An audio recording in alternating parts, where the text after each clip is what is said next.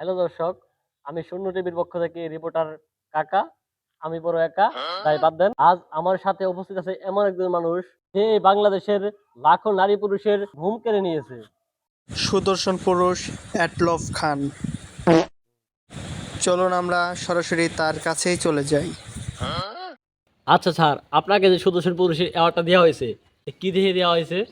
কেন আমার এত বড় বড় মানে চোখ, আর আমার বাঁকানা থতমা, আর আমি একটু স্টাইল ম্যান, বুঝেন নাই? আমার দেখেন কত সুন্দর হেয়ার কাট, আর এই হেয়ার কাটটা আমি আমেরিকা থেকে করিয়ে আনছি, বুঝেন নাই?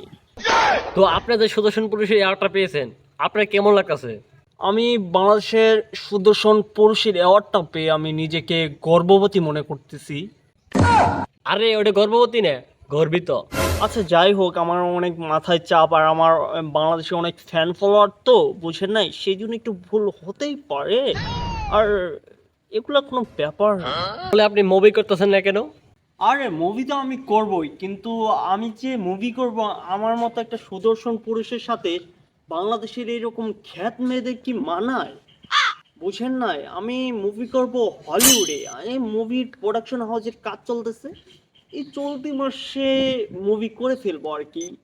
তো আপনার হাতটা কুকুরের লেজের মতো সবসময় বাগিয়ে রাখেন কেন?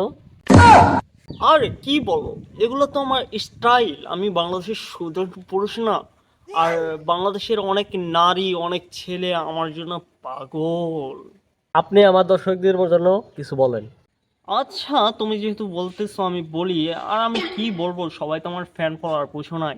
আর তোমরা যদি আমার মতো সুদর্শন পুরুষ হতে যাও, তাহলে 24 ঘন্টায় মেকআপ করবা।